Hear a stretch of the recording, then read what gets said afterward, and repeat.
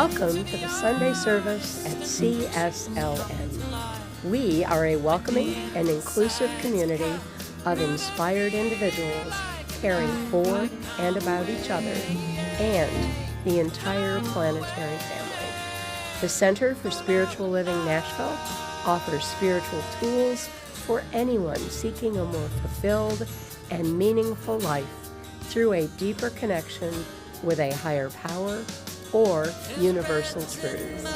Be sure to subscribe below if you enjoy our programs.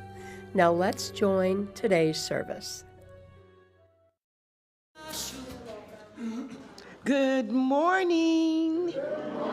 I am Gwendolyn Smith, your host for today, and it is a pleasure to welcome you to the Sunday morning at the Center for Spiritual Living of Nashville, Tennessee.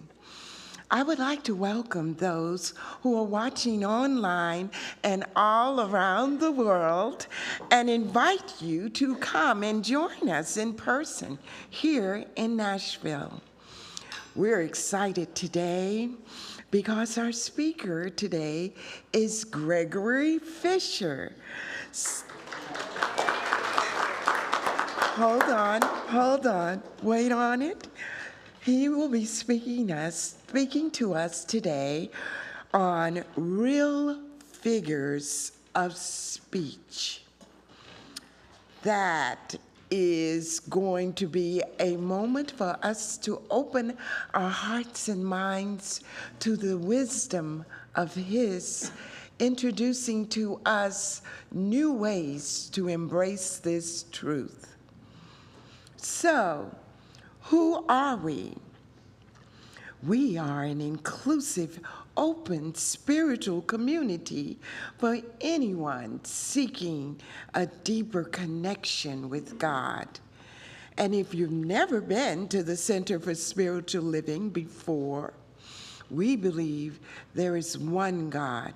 Many paths to that God, and we are here to love, honor, and support you, whatever your divine path is. This Center for Spiritual Living is a community for people of all beliefs and lifestyles. Wherever you are, wherever you may find yourself on this journey of faith, you are welcome here. So, welcome to our center.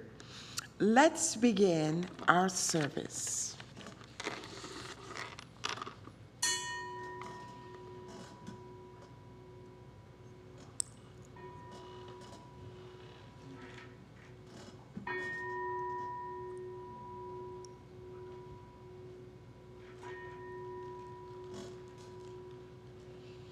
Now, as we close our eyes and take a deep breath, turn within and know, with me, there is one God, which is the love surrounding us right now, always.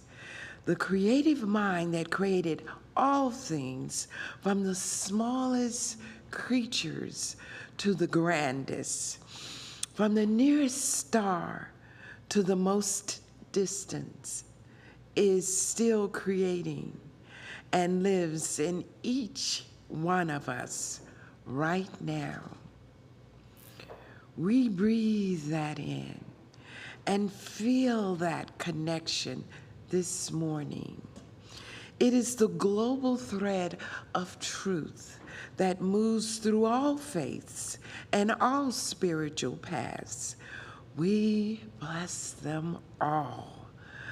I'm so grateful this morning, for I know that in the CSLN family, we open our hearts and minds to know how Spirit moves in, through, and as each of us. And I'm so grateful. And bless our speaker, Gregory Fisher, for his wisdom, his insight, and always his humor. And so it is. Now, our wonderful musical director, Larry Faragalli. Thank you, Gran, the hostess with the mostest. All right, you got it. Well, it's been an interesting week. Singing for us today is the Stereo Angels. Stereo meaning two. But towards the end of the week, we got a call from one of the angels saying, I'm not going to be able to make it. As usual, Larry goes through fits of most of this job is not Sunday, it's during the week, and everything you got to do. So we rearrange things and multiple emails and calls to the band and shift this, shift that. And then this morning, the second angel walks in the door. Now, that's power, you know. So there you go. So please welcome, put your hands together for the Stereo Angels, Joel Platt, Raven Barrientos.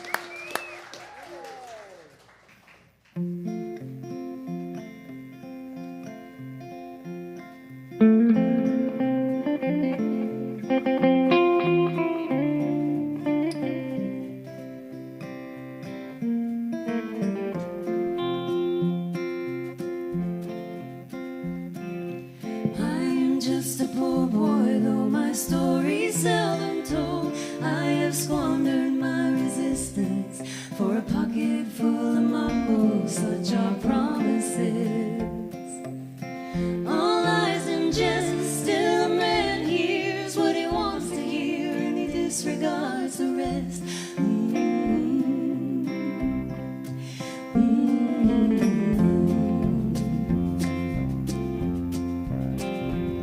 When I left my home and my family, I was no more than a boy in the company of strangers, in the quiet of the railway station, running scared, laying low, seeking out the poorer quarters where the regular people go, looking for the places only they would know.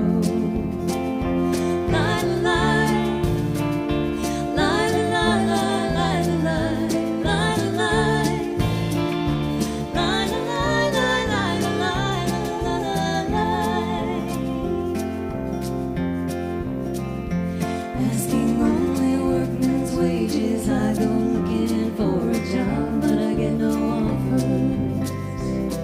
Just to come on from the horizontal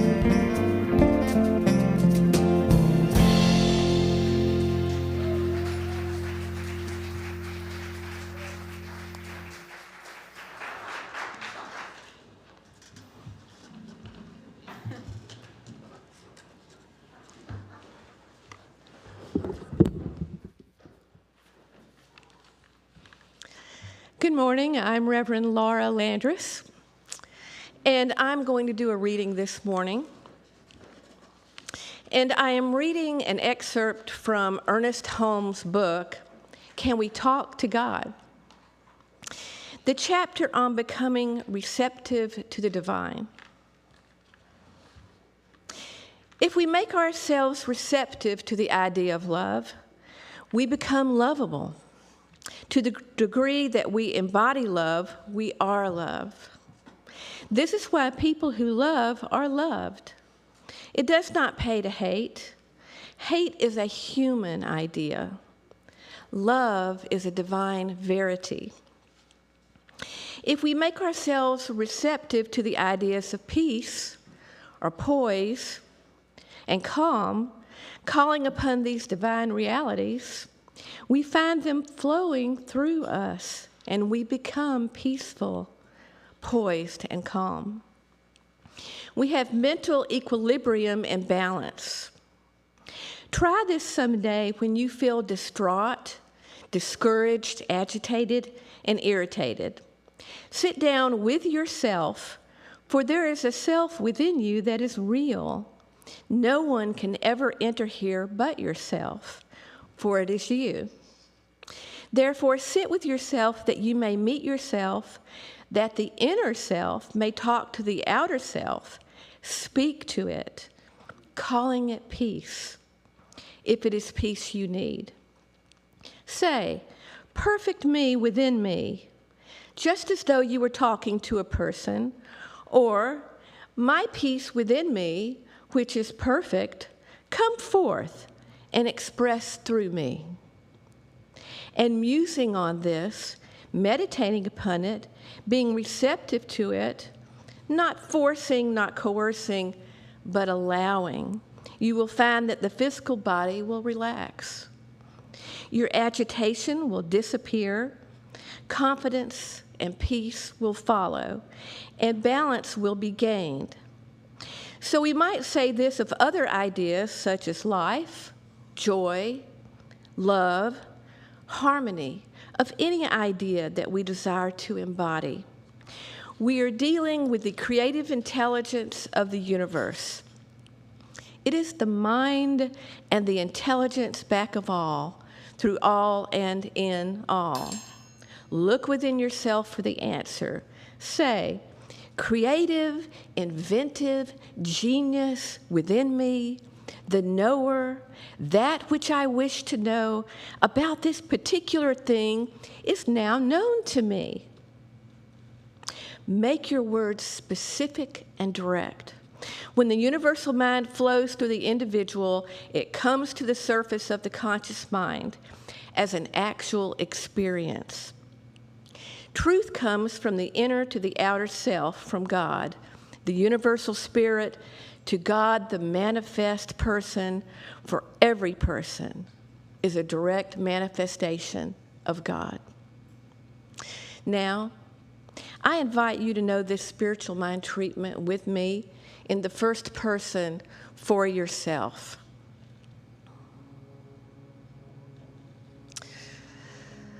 I know there is one loving, eternal, universal mind of God.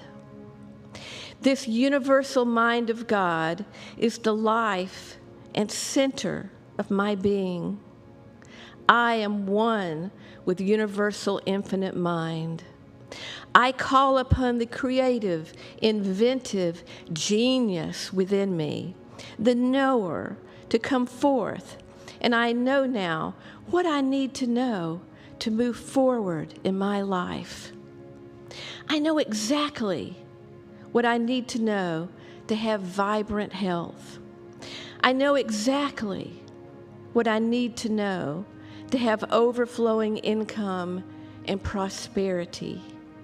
I know exactly what I need to know to experience harmony with all my friends and family. I give great thanks to the Spirit of God within me that makes this so. I release this my word with great joy, knowing it is true right now, and together, and so it is.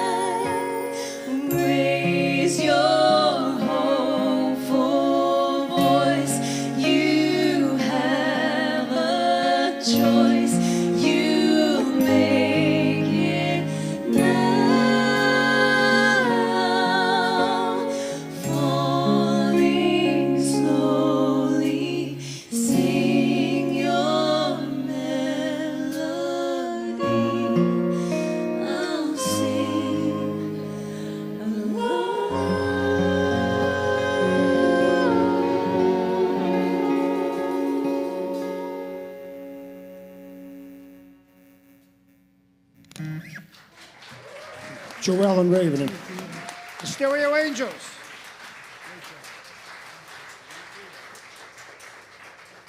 All right, one more time, put your hands together for our speaker today, Gregory Fisher. Good morning. Hello, lovelies. Oh, I'm so glad that you're patient enough to come and listen to me give this same talk I always give. You know, I just am kind of at a place where I feel like there's only one thing I have to say, so I'll just keep saying it. I'll look for different ways to say it. How many of you know what a figure of speech is? Okay. I thought I did till I looked up the definition today. So the dictionary says it is a word or phrase used in a non-literal sense for a rhetorical or vivid effect. And then I thought, well, okay, how does it mean rhetorical? So I looked that up too, and it says speech or writing expressed in terms intended to persuade or impress. Well, that's exactly what I wanted to talk about today. So, some examples of figures of speech. Alliteration, which is I'm not going to be able to say it. She sells seashells by the seashore. Alliteration, using the same consonants. Antithesis. It was the best of times, it was the worst of times. So you're giving the opposites, the antithesis. A euphemism. Well, he kicked the bucket, or he passed away, because we're not wanting to say he's dead, right? We made love, because we're not wanting to say we had sex, right? Hyperbole. If I don't eat soon, I'm going to die of hunger. Yeah. Or a metaphor. Well, he's just an onion, and we're peeling back the layers. Right? And finally, and there's many, many, many more, an oxymoron. That strawberry cake was awfully good. Yeah, awfully good. So, figures of speech. I'm going to use a quote today by a writer named Edwin Friedman. And Edwin Friedman was a Jewish rabbi, a family therapist, and a leadership consultant. Born in New York City in 1932, he worked for 35 years in Washington, D.C. area, where he had founded the Bethesda Jewish congregation. His primary work was in family therapy, congregational leadership, and business leadership. What he did was he took the principles that he had learned through both Judaism and his doctorate in psychology. He blended those into an idea that most churches, congregations, organizations work like families. There's usually someone that's the mom, there's usually someone that's the dad, there's a bunch of siblings and cousins and aunts and uncles, and you can see that playing out in organizational structure. He wrote 4 books, one, A Failure of Nerve, another one called Generation to Generation, one called The Myth of Shishka, and other essays. The one that I'm most familiar with is a book called Friedman's Fables, where he wrote fables that illustrate common issues that we need to deal with. So here's the quote. Now let me tell you a little bit about this quote before I read it, but I learned this quote 40 years ago from a woman who became one of my dearest friends. She's like my sister. There were actually 3 of us that we really did call each other brothers and sisters. We were that close. And, this woman has, her name was Karen Dean Fry, and she probably has 3 master's degrees and is, finally just quit writing her dissertation towards her doctorate. But she was someone that was one of the first people in my life that went, wow, I can trust most everything you say because you're just really, really smart. And also usually was coming from the heart. And I felt that from the first time I met her. So here comes the quote. And I wish I had had enough foresight that I'd printed this out so every one of you could take it with you, because it's a quote that I keep in front of me, literally in my office, but also I try to keep it in front of me when I'm in conversation, when I'm in a relationship, as a therapist, when I'm with a client, I try to keep this quote and what it says in front of me. That's how important it is to me. It's been a big part of my life and my growth as a person and my growth in my career for 40 years. So I hope you can listen and get out of it what I get out of it. I'm going to try to talk about it a little bit so that maybe you can see it from my perspective. All right, here it comes. The colossal misunderstanding of our time is the assumption that insight will work with people who are unmotivated to change. Communication does not depend on syntax or eloquence or rhetoric or articulation, but on the emotional context in which the message is being heard. People can only hear you when they are moving toward you, and they are not likely to when your words are pursuing them. Even the choicest words lose their power when they are used to overpower. Attitudes are the real figures of speech. Yeah. Wow. Wow. So I just want you to think about those relationships in your life where you feel maybe you've got some insight that the other person needs to hear. I don't know about you, but that's about 100 times a day. Boy, if you would just listen to me, I've got some insight for you, buddy. You know, I get paid to have insight. I get paid today to have insight. I get paid in my job all day, every day to have insight. Oh, what if I'm wrong? Or at least, what if it's none of my business to know? What if it's not my job to tell you? In my cases as a therapist, sometimes it's literally my job to help people create change in their lives, but it's not my job to tell them what the change needs to be or what it looks like. What if my offering insight in the hope that it will create change in you or others for the betterment is actually unwelcome? What if it's misinformed or colored by my own thoughts and feelings? What if it's my projection of me onto you? Everything inside me is me. Everything. Including what I think about you. It's just me. It's just me thinking I know. Thinking I know what you're thinking. Thinking I know what you're feeling. Thinking I know that what you're doing is or isn't helping you.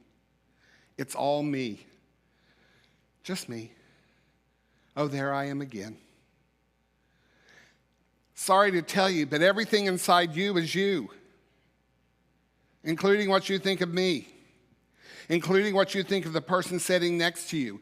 Including what you think about that person at work. Including what you think about your daughter or your son. Or your mom or your dad or your spouse. Just you. There you are again. See, projecting onto other people the things that we're dealing with make it easier for us to believe I don't need to deal with it because you need to deal with it. See how that works? Interesting, huh? On the other hand, what if I'm right? But you don't care. See, there's that too.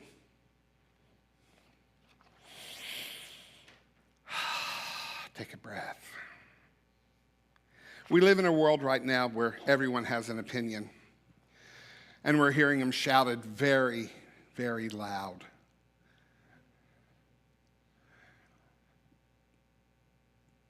But even the choicest most powerful words lose their power when they're used to overpower. So when Edwin Friedman says to us, attitudes are the real figures of speech, not the eloquence, not the syntax. Did I say that perfectly? Did I use the right figure of speech in the context of my language?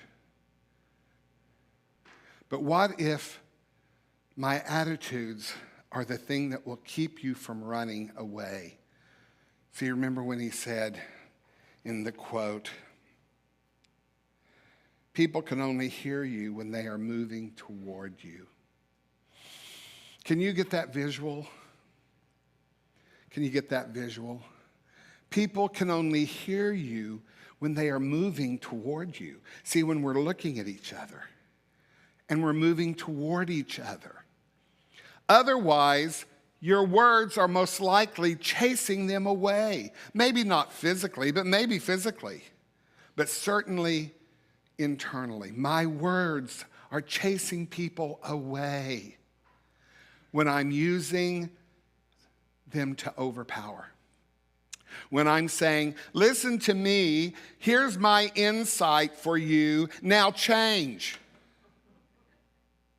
Here's the insight. Aren't I brilliant? Aren't my thoughts for you brilliant?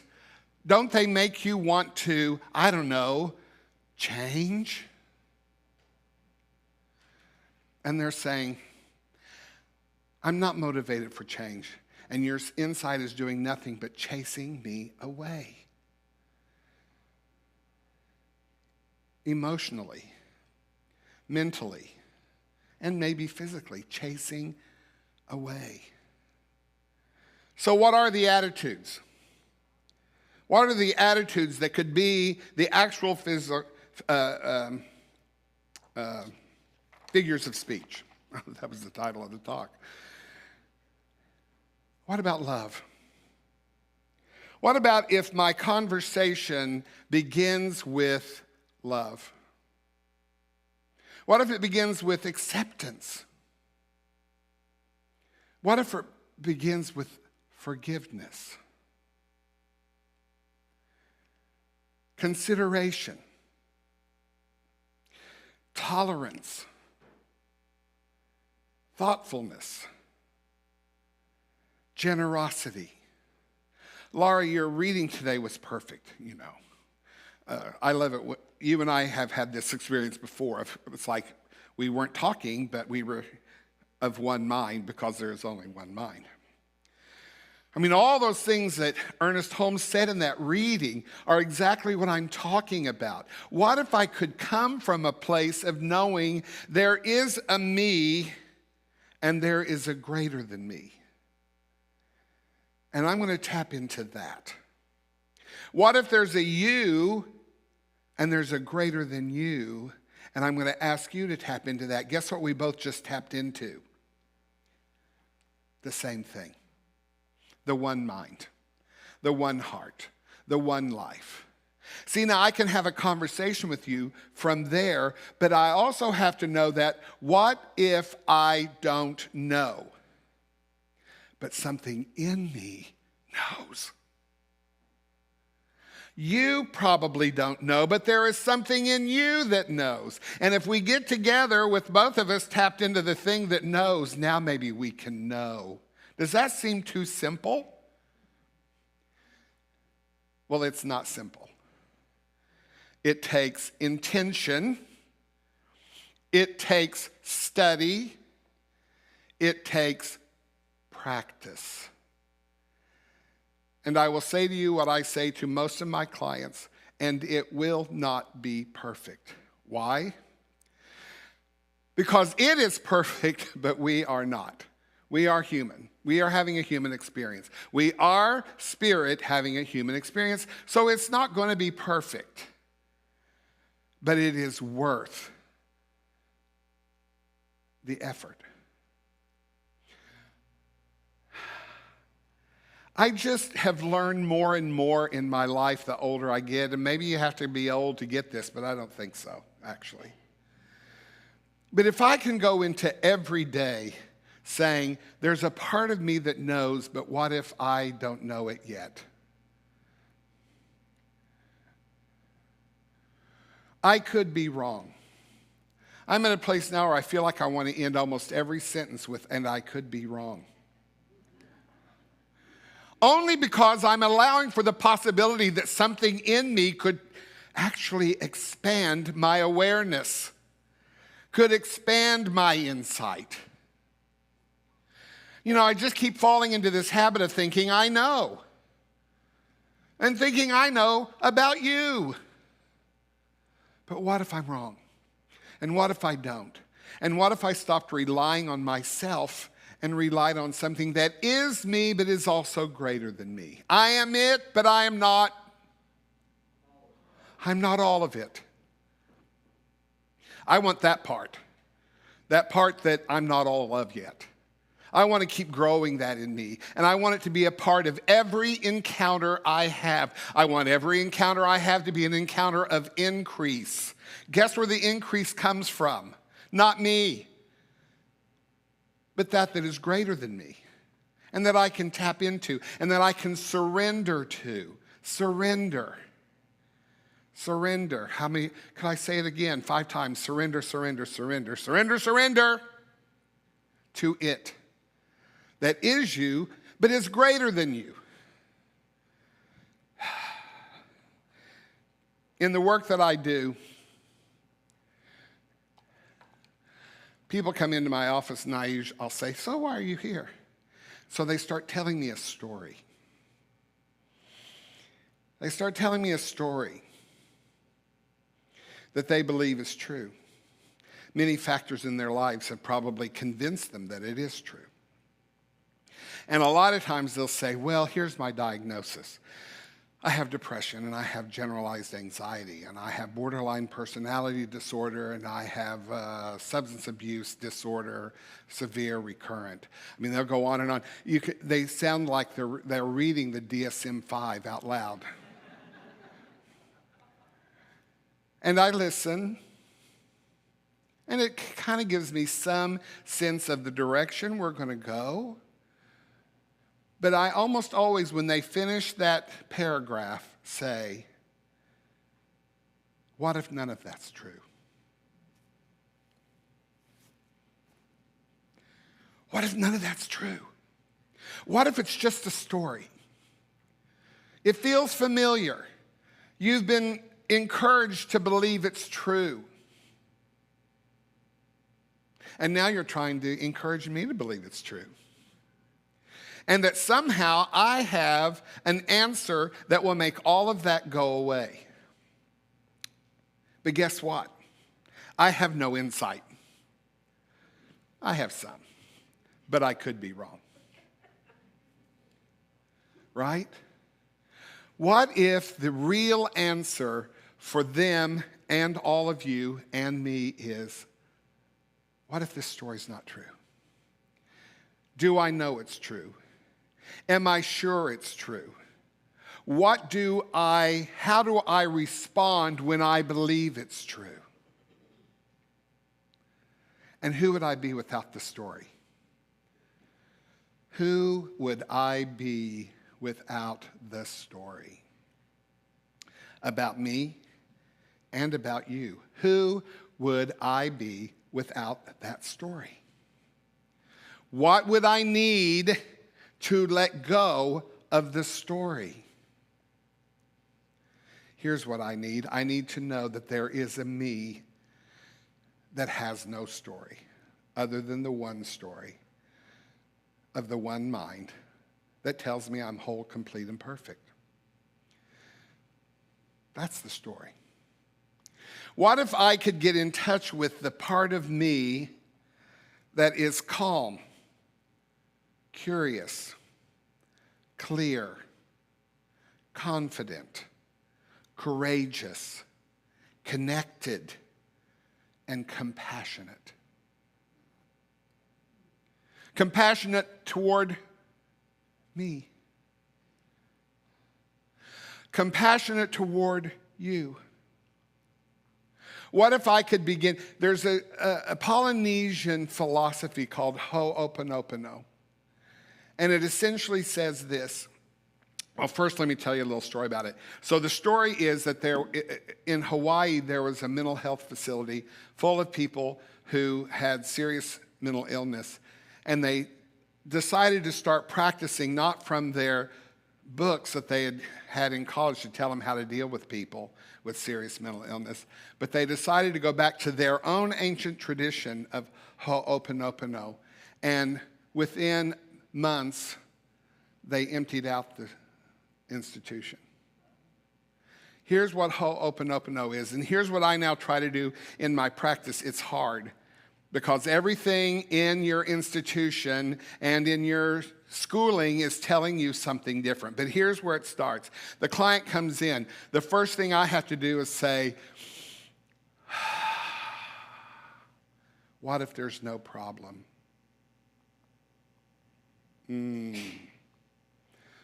I see on their face, sometimes in their body, I see that they believe there's a problem. And they've come to me to have it fixed, or our facility to have it fixed. So what if you start out, the first thing you say is, I'm sorry. I'm sorry that I believe you have a problem. I'm sorry that you've been convinced you have a problem. I'm sorry. Please forgive me. What if we start out this relationship with me asking you to forgive me for all the things I think I know, for all the insight I think I have, for all the words I want to say to you so that you will be motivated to change. Please forgive me. Thank you. Thank you for coming here, for letting us work together, talk, dialogue, find out the truth. Thank you. I love you. Now, it's interesting because one of the things they teach you when you're going to school to be a therapist is don't ever hug your client and don't ever tell them you love them. I mean, right? Some of you are in my profession too. I mean, it's one of the first things they say. Can't hug them, can't tell them you love them. It sets up this weird dynamic. It's like, I don't know, it seems to me like it makes us human. I hug my clients and tell them I love them. When we're in conversation with other people, you've all maybe heard this before, the 3 gates through which everything I say should pass. Is it true? Is it kind? Is it necessary? See, what if not everybody needs to know everything I'm thinking, every opinion I have, and especially about them? You know, it might be true. It might even be kind, but is it necessary? Yeah, The colossal misunderstanding of our time is the assumption that insight will work with people who are unmotivated to change. Communication does not depend on syntax or eloquence or rhetoric or articulation, but on the emotional context in which the message is being heard. People can only hear you when they are moving toward you, and they are not likely to when your words are pursuing them. Even the choicest words lose their power when they are used to overpower. Attitudes are the real figures of speech. People will call me when I'm working with their family members and say, what should I say? And of course, what they don't know is by now, I already know all the things they've been saying. Yeah? What should I say when I talk to them on the phone? I'm sorry. Please forgive me. I love you.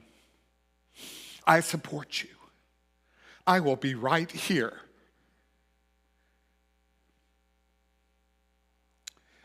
Motivating others for change, positive change, loving change to make our lives, our work, and our world better won't come because we have a better argument. It will come because we have had and demonstrated our better attitudes. And so it is.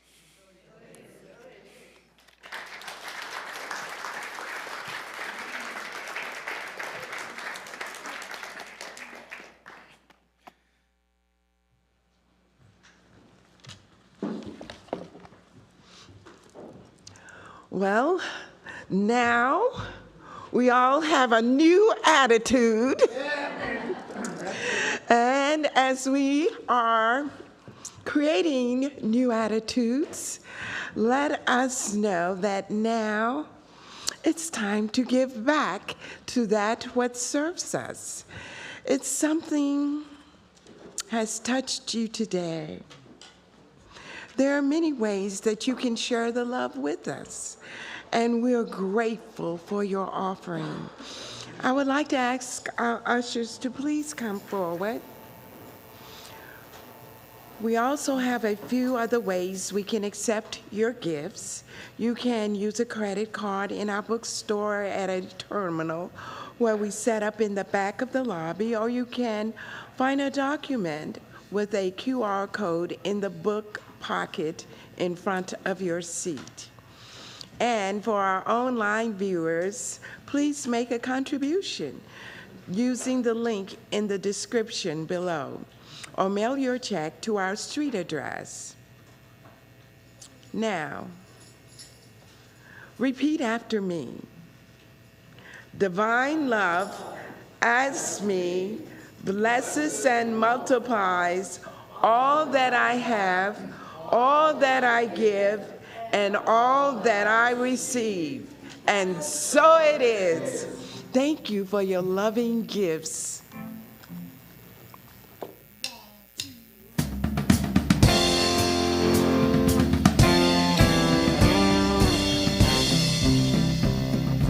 You're the soul who understands the scars that made me who I am. Through the drifting sands of time, I got your back and you got mine. If you bear a heavy load, I'll be your wheels, I'll be the road. I'll see us through the thick and thin, for love and loss until the end. 'Cause you carry me with you, from the highest of the peaks to the darkness of the blue. I was just too blind to see, like a lighthouse in a storm. You were always guiding me. Yeah, it's true. You carried me with you. From the day it all began, yeah, you were there, took my hand. And when I hurt a bit too deep, you watched me as I fell asleep. And when my head was in the clouds, you found a way to pull me out. You picked my heart up off the ground and showed me love was all around. Yeah, you carried me with you, from the highest of the peaks to the darkness of the blue. I was just too blind to see, like a lighthouse in a storm. You were always guiding me. Yeah, it's true. You carried me with you.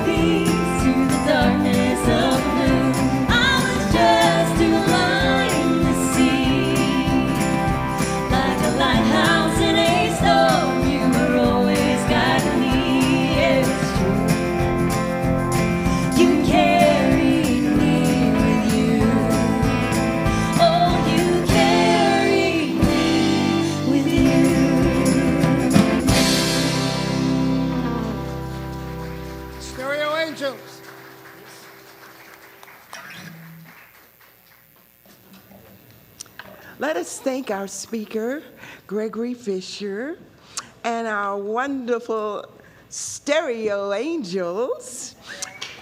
And I'm also grateful for everyone who made it to service and all those who made this service happen today. I know their service is an absolute act of love, and we are very grateful for everyone. Most importantly, I'd like to give thanks to all of you.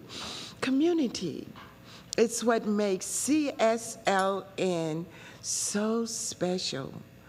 We have a quick announcements to be made, but you can look at those announcements on our website at cslnnashville.org for full information of all our upcoming activities. Before we close today, we would like to welcome anyone visiting for the very first time. We invite you to please stand, or we know who you are. And because we just like to say hello and welcome, and in our warm, welcoming presence, if that's not enough to entice you, please stay afterwards, because in the fellowship hall, they have cookies and coffee. And if you're watching online today, we might want to let you know, if you like us, please give us a thumbs up. We'd like to have all our practitioners to please come forward, and we'd like to ask our practitioners and speaker, now, if there's something heavy on your heart, or if there's something in your heart that you desire, or if you're coming from something, been into something, or going through something, please don't leave today without allowing the honor of our practitioners assisting you.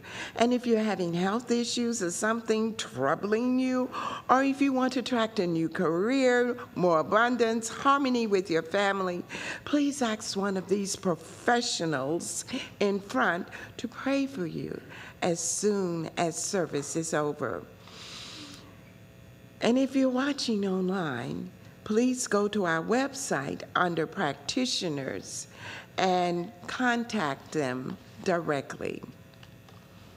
Now, for our closing treatment, I will say it in first person, and then I invite you to make it personable to yourself. There is one life, one power, that source which is one with everything that we think, say, and do. Whether we call God, Spirit, or the universe, it is all one. And in this oneness, let us elevate our energy in knowing whatever we desire, it is already so. Whether it is love, peace, abundance, joy, perfect health, I stand in this truth and say yes to all things in my heart, all things that my heart desires. Unconditional love moves through me and around me, and in this unconditional love, we know today we are creating a greater attitude on how we perceive life. Our awareness has been elevated in a knowingness that we choose love. We show up as love, and in acceptance, in compassion, forgiveness. Today we surrender. We surrender to this truth. And we surrender in knowing that we're attracting the perfect mystical minister. We're now selling our church. with ease, joy, and glory as we move into the future, magnetizing many families and friends who desire to know that this teaching is a new way of living, being, and showing up and making our lives greater, a greater consciousness. And I release this word to the law with thanksgiving, knowing that it is so. And together we say, and so it is. Okay, let's all stand. Come on. Let's sing our closing song, which is right in front of you. And we encourage you to put a little love in your heart, okay?